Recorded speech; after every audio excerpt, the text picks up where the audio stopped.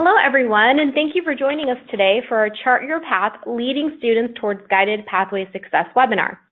My name is Karen Gonzalez, and I'm the Product Marketing Manager for Vita Navis and CPP. I'll be moderating today's webinar. Today's presentation will run for approximately 30 minutes. We will have time for questions throughout the presentation, as well as at the end for about 15 minutes. You can send in your questions by using the question function in the webinar controls. Today's webinar is being recorded, and we will be emailing you a link to the recording as well as a PDF copy of the presentation slides. If you also take a moment right now to look at the webinar controls, you will see a handout section of the webinar controls, and you can go ahead and download a copy of the Chart Your Path brochure that we will review today. We're also going to be doing a little bit of tweeting, so if you're on Twitter, we'd love to have you follow us, and our handle actually is @VitaNavis, and we'll be using hashtag VNSuccess. So please go ahead and share some tweets with us. Now I'd like to introduce you to Mike Nowicki, Director of Educational Opportunity Center at the Community College of Denver. Mike has served as a TRIO Educational Opportunity Center Program Director for the last 2 years and has over 10 years of experience working directly with students as both an advisor and in in-case management roles with various workforce development programs. Mike obtained his Master of Education in Human Resources Studies at Colorado State University in 2015 and is also certified to administer the MBTI and Strong Interest Inventory assessments. Mike has a strong passion for helping students find their academic and career fit, particularly students from low-income and first-generation backgrounds. Now with that, I'd like to turn the webinar over to him. Welcome, Mike. Thank you very much, Karen. Hopefully everyone can hear me, and I'm coming in very clear. So thank you all for being here. I'm kind of excited to do this webinar. This is my first webinar that I'm doing, so I hope you all will be kind of patient with me and understanding if there's any glitches along the way, but I will go ahead and start here. So a little bit about what we'll cover today. Kind of just give you an idea of how CC, the Community College of Denver, integrated the SuperStrong tool into our new student orientation process, and talk a little bit about the initiatives, some of the background at CCD that kind of led to us implementing this tool, and also something I'm really proud of. We developed a brochure, a kind of a guided tool to help contextualize the results that students would get on their SuperStrong, and also let everybody know a little bit about the preliminary outcomes and the future vision for how we see implementing SuperStrong kind of going forward, particularly in advising in the classrooms. Just a little bit more about my background, if any of you are curious. I work as the director of the TRIO Educational Opportunity Center at the Community College of Denver. So I don't know if I have any TRIO colleagues that are on the line or connect well with their TRIO programs with their campuses, but the EOC program is probably one of the more lesser known TRIO programs, but really we're an access program. We have an access mission. We're a community-based program, and CCD is our grantee. And we work with those that are 18 and older, so primarily the prospective students that are transitioning out of high school or working age adults. And really our goal is to help low-income first-generation students access higher education. And a lot of that work involves helping them find a good academic and career fit. So 6 of my advisors I have an advising team of 6, and we're all administered to interpret and this strong interest inventory and the Myers-Briggs, and we're really comfortable in that role of talking with prospective students, helping them figure out career goals and good academic fit for educational programs in the Denver metro area. CCD, for those of you not familiar, Community College of Denver, we sit on a tri-institutional campus called Auraria in downtown Denver, and we share a physical location with Metro State and University of Colorado at Denver. So it's kind of a unique model in that somebody coming to the Auraria campus can either get a certificate, a career technical education kind of a certificate, or get their doctoral degree. So it's kind of a unique model, staying in the same area. CCD has about 2,000 full-time enrolled students and about a 7,500 head count, and about 45% of our students receive or are eligible for Pell Grants.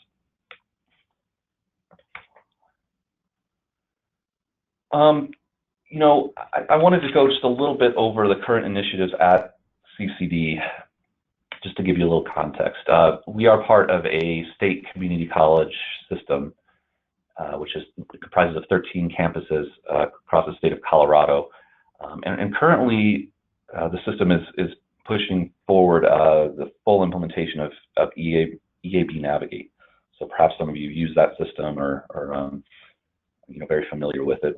We've just started our first year this semester with that new program. Also, CCD is working with the American Association of Community Colleges to implement guided pathways, practices, and principles. So a couple of years ago, CCD undertook the work of reorganizing their programs into 6 distinctive pathways, which this is still kind of evolving. It's not a finished product yet, but we started a lot of that work already. And you know, with these new initiatives and with pathways, we're really trying to help students, you know, find the right pathway very quickly, because a lot of the major thrust of the pathways initiative is to really help give students focus and guidance from the get-go. So, you know, with that, CCD looked at tools, EAB and then Super Strong as ways to sort of help students, you know, become more self-aware of what their interests are and how they connect it to different, you know, different pathways that CCD was offering. So a little bit more about that. You know, when there's a career exploration tool in EAB Navigate, but when a lot of the folks at the colleges worked with that, or just kind of were exposed to that tool, they kind of left not feeling totally satisfied. It's you know, it's just kind of a quick interest questionnaire. It has some questions about, you know, students, you know, what are their long-term interests, short-term goals, and it sort of generates a list of different program options, you know, based on those results. But there's really, it's kind of a black box tool, meaning that there's really not an awareness of how those interests translated into the results that the students received.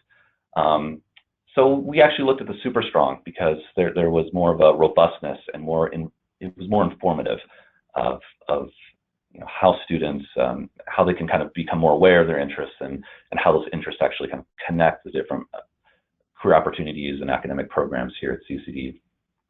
We actually kind of informally brought in a student panel. We just kind of grabbed some students through different departments who are work studies and kind of had them play around with both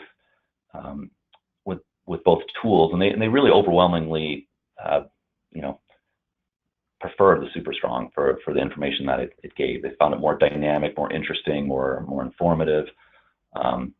So you know, with that sort of informal panel, CCD really made a decision to implement the Super Strong in kind of a scaled up way, so that, you know, we can help our students figure out which is a good pathway fit for them. So, you know, a little bit more about the Super Strong for those of you who might not be aware of the tool or what sort of functionalities that it has. It's really a sort of a streamlined version of the Strong Interest Inventory. So it has the general occupational themes, the basic interest scales, the personality scales, but it doesn't incorporate the occupational scales. And you know, as a practitioner, I really love the occupational scales. I think it's very informative. It's really powerful.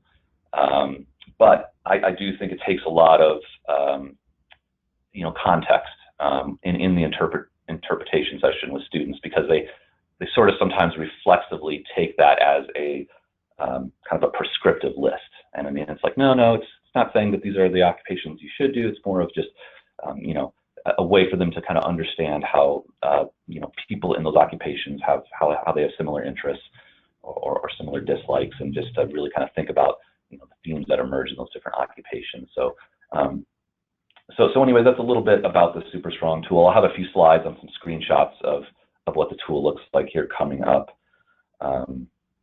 Also, the mobile nature of the Vita Navis platform, which houses the Super Strong, is really cool because it's dynamic, and students just, of course, love working on their phone. So that was definitely an appealing aspect of the instrument.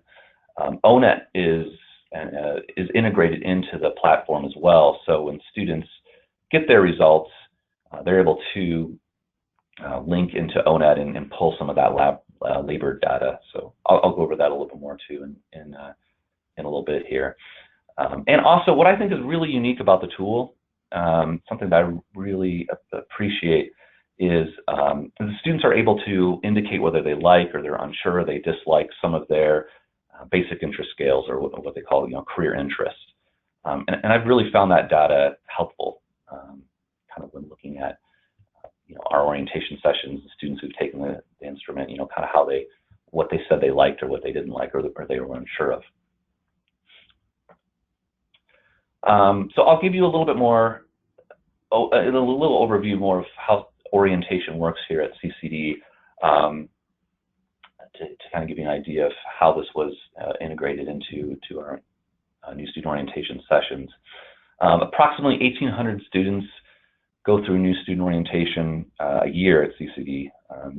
This is mandated, so they have to go.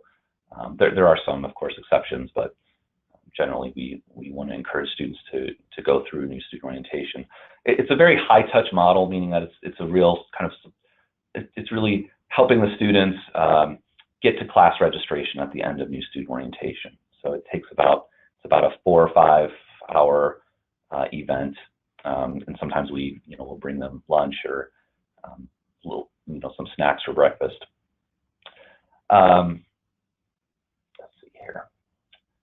It's also, I think, by the way, with Pathways, I think we're really looking at redesigning our new student orientation to make it more engaging for students, because it is sort of more of a transactional kind of event for students, and that's definitely something we want to rethink and create more opportunities for students to get more engaged. But actually, the Super Strong is a very engaging tool, so that's really a kind of a first step in creating more of those engagement opportunities for students at new student orientation. There's a lot involved in our new student orientation process at CCD. There's a lot of different departments, admissions for evaluating transcripts. Our recruitment team sort of runs some of the sessions with student ambassadors, financial aid, helping students figure out verification paperwork. Our academic advising team is present, faculty, outside presenters. So it's really again a full day kind of activity. And so we have about 35 orientation sessions with an average of 50 participants per session, so throughout the year. So there's quite a lot of orientations that occur. And so when we decided to go forward with the Super Strong tool, we had to make room in our new student orientation session to allow that to happen. We weren't really at the place where we were going to go through a full redesign of what we were doing for new student orientation. So we really wanted to carve out some time for students to interact with the Super Strong assessment and do more of a career exploration component. Because previous to this, there really wasn't much that we were doing on the career exploration side with new student orientation. So other than students who would kind of be proactive and maybe asked to see our department or somebody at Career Services to engage with some of that work. So through this process, we were able to kind of move the dominoes around and get about 45 minutes where we could have the students engage with the Super Strong assessment. But there were a lot of questions we had to ask along the way. should we try to give the students the assessment ahead of time so that they come with it? You know, if we're not going to have enough time to do a one-on-one interpretive session with these results, time won't allow for it. So, you know, how can we best help them contextualize the results, you know, and understand and, you know, inform them of you know, their interests and how they connected to the various pathways at CCD. So those are the questions that we asked, and we went, you know, we spent a lot of time kind of thinking through that, and kind of seeing what our options were. And we sort of landed on, you know, basically, you know, we only have 45 minutes to work, you know, for this time that we could find, and so many of our students walk in. About 40% of our students walk in, and they don't pre-register. So, you know, I was really pushing for having the students utilize this tool prior to them arriving at new student orientation, because I really wanted to have all that 45 minutes really time to kind of engage with those results. But we just didn't think that there would be enough students who would take it ahead of time, and then, you know, we would be kind of off sync. So we decided to have them take the assessment in new student orientation on their mobile devices. You know, we kind of thought about, well, you know, what if students don't have their mobile devices with them? You know, should we kind of have them go to a computer lab and then come to our main, we call them the assembly rooms. They're kind of a big space where we do where we work with the group during new student orientation. But it was really just, I think, just because of some of those limitations with the computer labs, you know, we said, okay, well, let's just have them take the assessment on their phone. But there was a lot of anxiousness around that. We really didn't know if students, you know, enough students, or there were going to be enough students that didn't have phones, or you know, weren't going to be comfortable with that device taking the assessment. And I think this was a big sort of paradigm shift for a lot of folks here at CCD. It really was. There was any doubt that students aren't, you know, able to, you know, use their phone in a comfortable way. That was kind of dispelled with this project, because, you know, students were really comfortable taking the assessment, and we had a lot less complications than we thought, and so that was really a pleasant surprise. And also, you know, we really wanted to have a way to sort of, you know, give them more feedback or information on their results. You know, doing interpretive sessions for, you know, the strong interest inventory for a lot of years, I really felt that students would benefit from, you know, more of a discussion or debrief on their results. And I think, you know, the instrument is effective just by giving the students the link and having them take the assessment and kind of go through the results on their own. But I really thought it could be amplified by, you know, having some type of facilitated discussion and more of an opportunity for them to kind of reflect on their results. So we designed a presentation and also a guided brochure that you all have, you all can download and kind of look at. So I'm going to go into that a little bit more here in a moment. And also, you know, kind of as I put on the PowerPoint here, you know, we wanted to also use the discussion time to kind of highlight some of the features in the Super Strong, you know, especially the occupational data, you know, the themes, the general occupational themes, and, you know, again, how they connect to the different academic programs here at CCD. So I kind of went over this a little bit, but, you know, for the most part, students really felt comfortable on their mobile device. They, you know, we even our highest new student orientation sessions, which were close to 90, it was amazing how many students didn't have a mobile device. You know, some people said, well, maybe 5 or 10% won't. And so for that, for those students who might not have had a mobile device, or maybe it just was out of power, we had iPads at the ready, so we just handed those out. But you know, sometimes there was, out of a session of 80 or 90, we gave away 2 or 3 iPads. That was really quite a surprise that we had.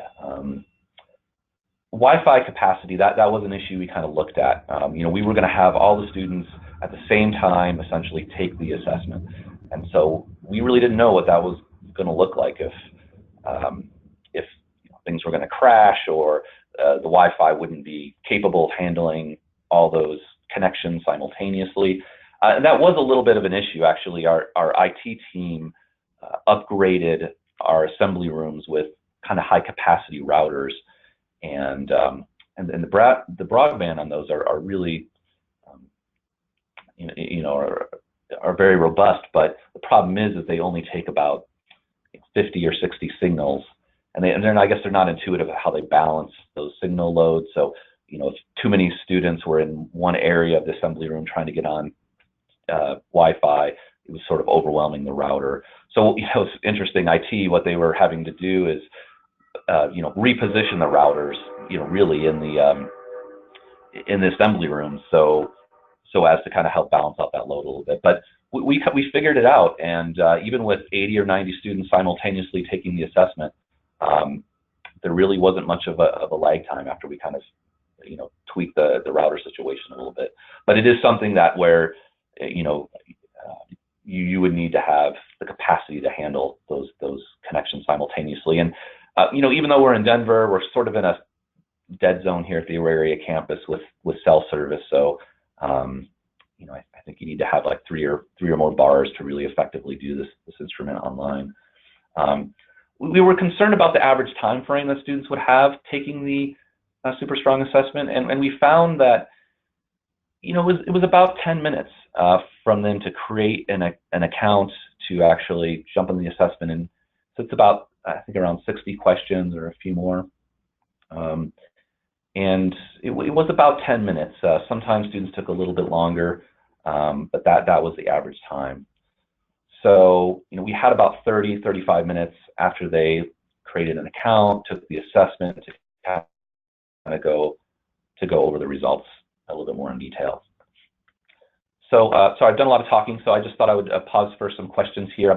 Next I'm going to talk about our the brochure that we developed, help guide them through the results, and also a little bit more on the PowerPoint that we created to kind of facilitate that discussion. So yeah, I'll just, if there's any burning questions anybody has or something somebody wants to ask, I think now would be a good time to do that. Mike, we got a question asking, what are the demographics of the students? A great question. Well, we are a Hispanic serving institution, so I believe, and I'm sorry, I don't have those numbers in front of me, but I believe we are 30%.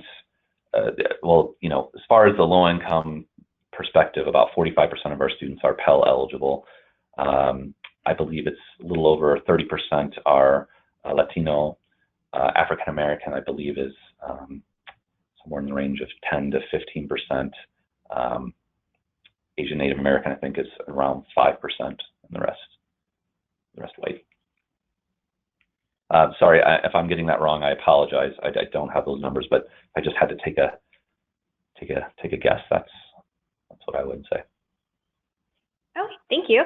So we're getting a few more coming in. Another one is, are all the students that attend NSO taking the assessment, or only those that are undecided? That's a great question. I think we really struggled. Initially, I wanted to just have the students who were undecided take the assessment, and some of the other deans kind of pushed back because they felt that even though students sometimes declare that they have a program in mind and they're very secure, 70% of our students change programs throughout the course. So it was sort of decided, even against what I was really pushing for, that all students take the assessment. And one of the worries and the concerns with that is that students would engage with this tool, do some of this career exploration work, and their pushback might be, well, I already know what I want to do. I'm already coming for X, Y, and Z. And so I think the strategy with that is to really show them some of more of the ONET or the labor data that's contained in the tool, to kind of say, hey, even if you know what kind of program you want to do, there might be some interesting labor data that you might that you could access and learn more about. So so we decided to kind of roll it out to everybody in the group session, whether they were undecided or had declared a program of study. Thank you. And this is more of a clarifying question. So is the orientation only for the TRIO students? Yeah, so it's for the entire college. And so it's about 1,800 students a year go through our new student orientation, but it's for everybody who's sort of a first-time new student to CCD. There's if they're a transfer student or an online student, there are some other options, but it is mandated for every new student coming to CCD. Okay, great, thank you. And then there were a couple more questions. They came in around the time you were answering the demographics question, but they're asking about, are most of these students first generation or first in their families to attend college? So I think you got into that a little bit. And then another question was, will you provide more details about Super Strong and how we can access it? Which I think you'll be talking a little bit more about how your students do that. And then sorry, I'm going a little fast because I know we got a few more questions that popped in. Another question was, does CCD have a college-wide license for the Super Strong, or are students accessing a free version of the assessment? Yeah, so then maybe I can have somebody else chime in here too, but CCD acquired a grant through this initiative called Project Success to the Department of Education, and I really wasn't involved at that level, so I don't have all the details. But essentially, one of the tools in this Project Success grant was the Super Strong, and our president really was, the college really saw the potential in this tool, so he elected to have that as one of the tools. So so that's how we acquired the instrument and how we're using it with students. Great. And just a couple more. Do you have time for a couple more? Or would you like to? I can save these for the next pause. Yeah, I think we can maybe one more, and then I'll kind of move on because I don't want to. Yeah. Go out of time. Sure. One of the questions was, how much does it cost to support these orientations? Yeah, those questions. Yeah, I mean, luckily we're able to have a few community partners. We'll do presentations, so they're able to sponsor some of the food, and then we have some of the giveaways that we have for students. I don't know exactly what our total budget is for the new student orientation process here at CCD, but it's not a very high cost component of the budget from my understanding, because we're using a lot of student affairs folks, faculty, academic affairs. We're not bringing a lot of external things to our new student orientation that would drive up the cost. So. Okay, great. And I think I will just let you go on now, and I can save the rest of the questions for the next pause. Sounds good. Thank you. So what I wanted to show you all was this brochure that we developed. I'm pretty proud of it. I think it's kind of it was an effort of a lot of people. I saw the potential in this tool, and I wanted to create some type of visual to how students can, again, start to kind of connect their interest into the different academic pathways here at CCD. And we didn't have a way in the traditional model to meet with students kind of one-on-one and do an intensive, interpretive or advising session, at least right away. And so I wanted to create something that the student could start to kind of connect those interests and see how they start to overlap with the different academic and career options here at CCD. So on the left-hand side, you guys have a kind of two-dimensional PDF of the Chart Your Path brochure, but it's really designed to be kind of folded. So on the left-hand side of the screen there, you see the Chart Your Path. So when the students are at orientation, they'll get one of these brochures. And then when they open it up, they'll have the steps kind of outlined for them. So step 1, step 2, and I'll kind of go through this a little bit here in a moment. By the way, I apologize for the sirens going in the background. I hope it's not too distracting. And so they open up the brochure further, and they get step 3, step 4, and then step 5 and step 6. So if you kind of look from left to right, that's the student experience with the brochure when it's folded. So that's, I think, to get the full impact is seeing it kind of in its folded, you know, when it's all folded and kind of ready to be handed out to the student. So hopefully that kind of, there's not really fold lines on the PDF, but that's how it's kind of arranged. So step 1, you know, I really wanted them to kind of do a self-assessment. So I thought it was important for the students to, before they even take the Super Strong, to kind of prioritize, you know, what's most engaging and most interesting to them. You know, people, data, things, or ideas. And I'll go over that a little bit more in detail. But so we have them do that really quick. And then step 2, we have them go right to the website. They just use, you know, it's a real simple URL. They can even use a QR code if, you know, they're savvy with that. We give them an access code, and then they create a account, and then they take the assessment. And again, that's the time, you know, the time for doing that's about 10 minutes or so, give or take. And then what I have them do is I have them write down their theme code in step 3. I'll go over the PowerPoint too. That kind of helps them, you know where to do this. But going over the brochure first, I'll kind of lay out, you know, the idea behind it. And then they circle their career interests that they say that they like. So, you know, if culinary or entrepreneurship was one of their interests that they either liked or they were unsure of, I would have them circle that. And then, you know, the idea with this, right, is I'm trying to get them to see from step 3 to step 4 to step 5. By the way, in step 4, I kind of have them underline what their first,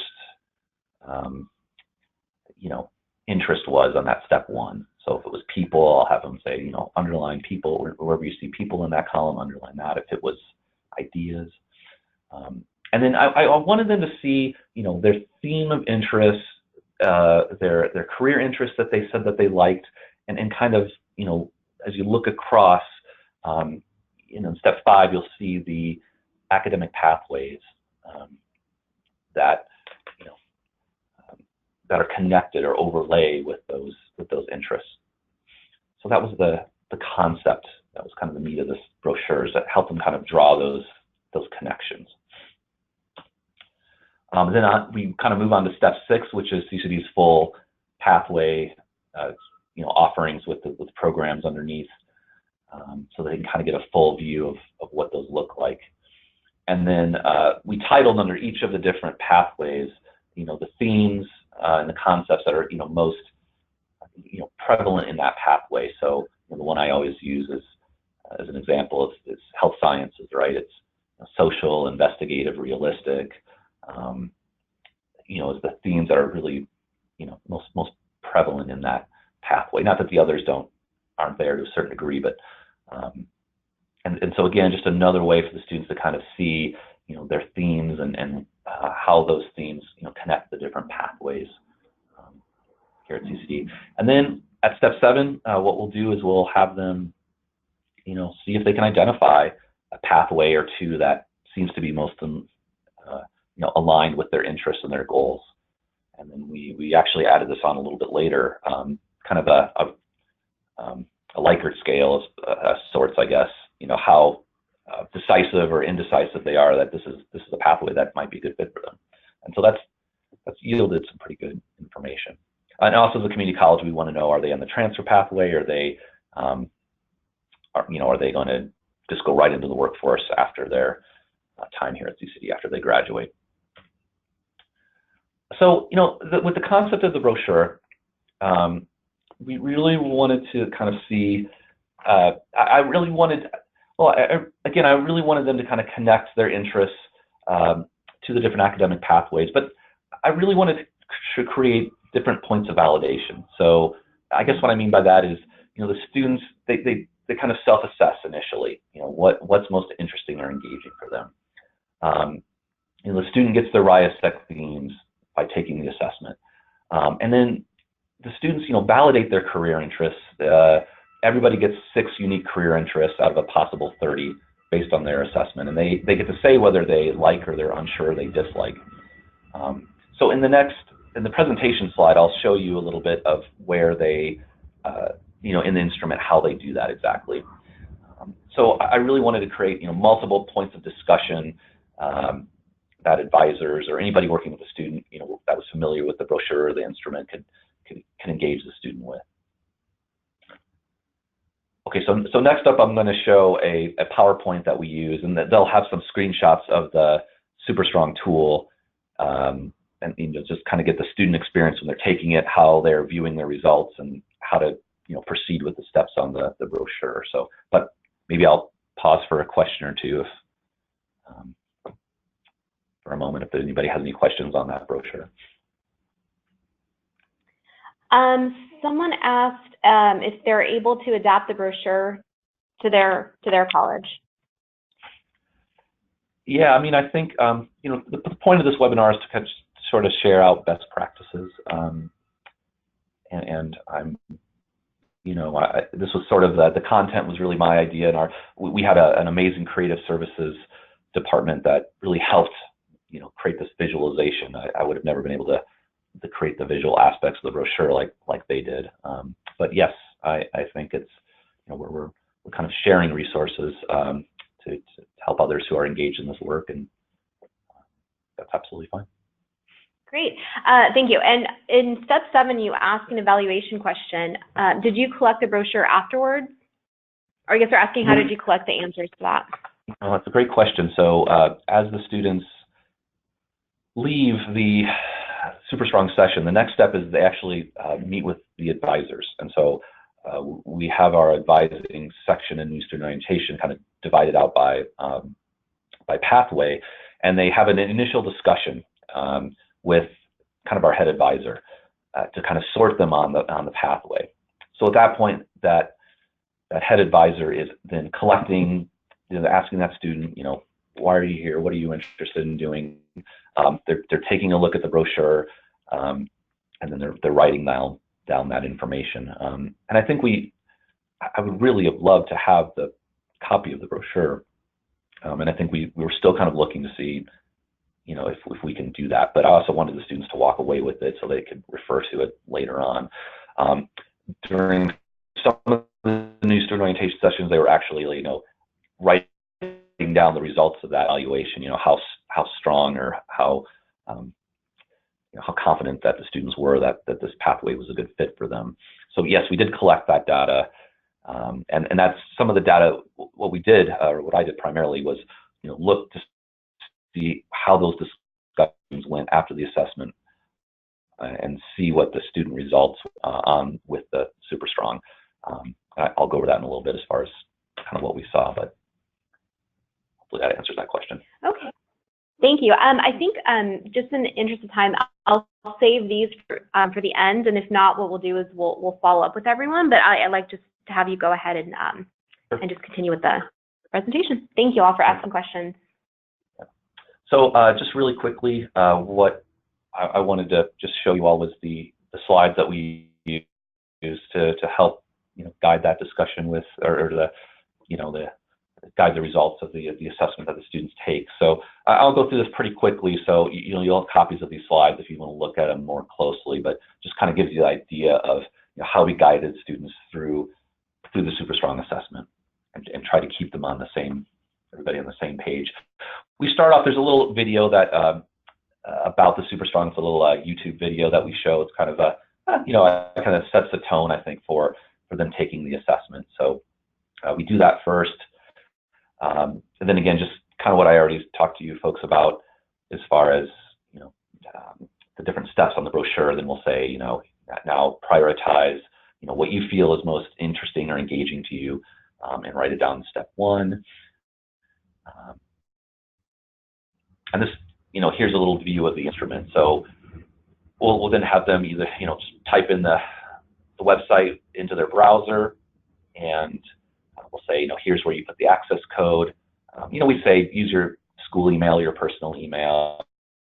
And we really emphasize, this tool you're going to continue to have access to and can refer back to, later on. So we really try to make that clear to them. one-time kind of thing. So they created an account, and then after the and as they answer the question, they don't, what's nice about it is they don't have to hit next. As soon as they answer one of the questions, it automatically advances to the next question. So, and what we do is we kind of bounce around, and we have about 4 or 5 people in our new student orientation sessions, and so we ask the students to kind of raise their hand if they're having trouble logging in, or creating an account, or if they're just getting stuck somewhere. So that that's usually effective enough for everybody to kind of get through it and not have students get hung up and not have a way to get help. Then what we do is really we just kind of guide them through their results. So I'll let them know at the top right there's a menu bar. You'll get a drop down. If you look at insights, you'll be able to see your theme interests. So then I'll have them pull out the brochure and say right in step 3, write down your theme code. If it's conventional, investigative, and social, write the theme code up top. And then so from that part, they actually scroll down, and then they see their personal styles. And this isn't incorporated in the brochure anywhere, but I do kind of spend a moment just to kind of touch on this. I think this is really engaging for students, especially the learning environment. I'll say to the group, some of you might like to work either to learn primarily through hands-on activities, or some of you really like to learn through listening and reading. So it's really good information about yourself, how you work individually or how you work on a team, your leadership style. So I think that's really informative information for the students. And then they'll scroll down, and here's where they get their top 6 career interests. And I'll say, now, let us know if you if you like that career interest, if you're unsure, if you dislike. So they'll go through each 6. They'll kind of scroll down and then touch on the icon that represents whether they're interested in it or not, or it's appealing to them. And then I'll kind of explain now, as you go through your career interests and you say you either like or you're unsure of them, underline them here in the brochure.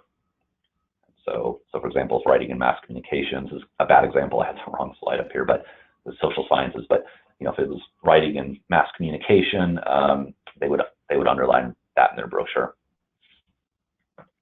And then in step 4, I'll have them again refer back to step 1 and the initial self-assessment that they did, and I'll say, if ideas were something that were appealing to you or most engaging to you, find that in the column and underline it. And then, at this point, they're sort of, they're starting to kind of finish up with the assessment. But before that, they kind of put their phones away and we do a little bit more discussion. I have them, I show them how they can find more information on those career pathways, occupations that are listed under those career pathways, I should say.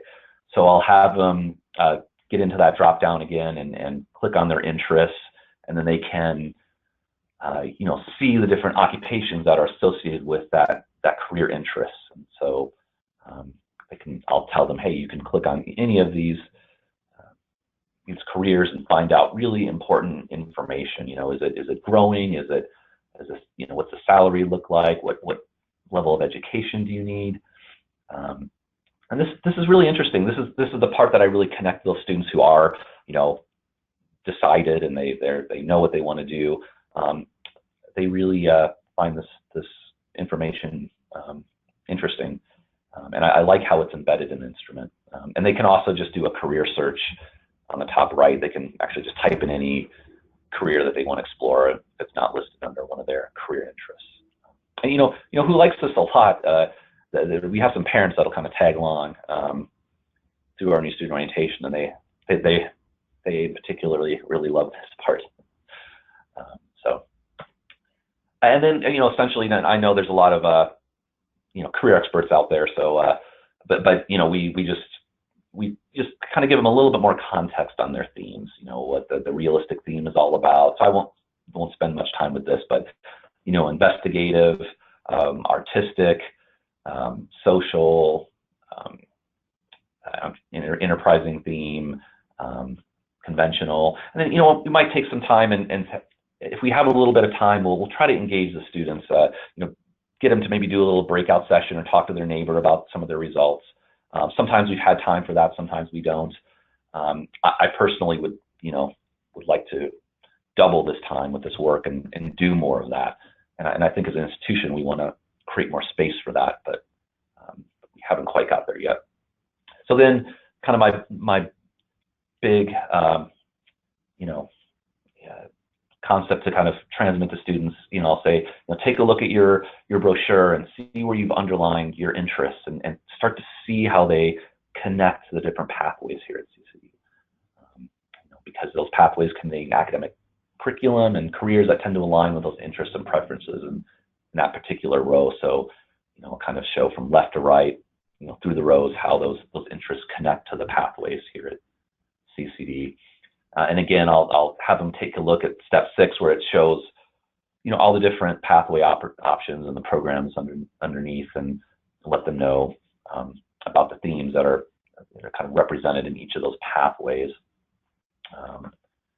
And this is again where we then ask them to, indicate which pathway might be a good fit. So just really quickly, because I know I'm kind of running out of time, some of the things that we learned.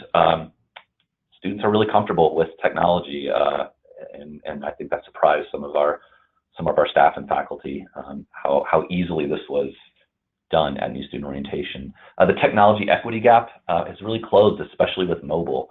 I know especially with Wi-Fi service and all that, there's still a gap, but pretty much every student who comes to us has a phone. And the super strong is engaging. There's a lot of ways that they can work with that tool, and it's in a format that they find familiar and engaging. So it was nice to see that response. I kind of talked about the parents' response and really them being appreciative of that session that we did with students. And I think that doing it on their mobile device versus on a computer lab somewhere, I think that creates more of an ownership. They have the URL in their history. I think it's more personalized. I think that was kind of maybe surprising for some of us. And I also think talking about students who might have come to CCD with some idea of what they want to do, I think there was a lot of students who were kind of were refreshed to see that their interests and what they wanted to do aligned. I think that was actually kind of a surprising outcome for me. For some of us, students were really affirmed by what they were going into.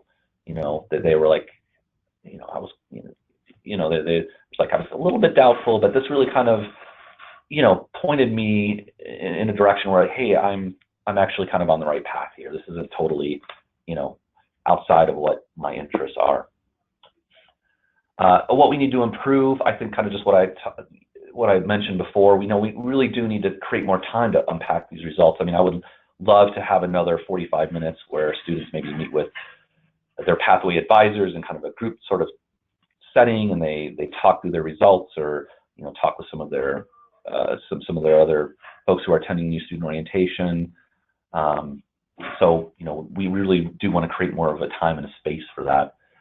We don't really have a great plan for students with accessibility issues, or especially students who might have very little English acquisition. Those students, we just kind of troubleshooted those students, meaning that we would just kind of work with them individually if those issues were present. Keeping students in sync when they did it in real time, that wasn't too challenging, but sometimes there was students who did kind of fall behind, and so I think it was just kind of syncing them up was a little bit of a challenge, but I think for the most part we worked through that. But it did take like an engaged 3 or 4 or 5 people in the room to really help students that were kind of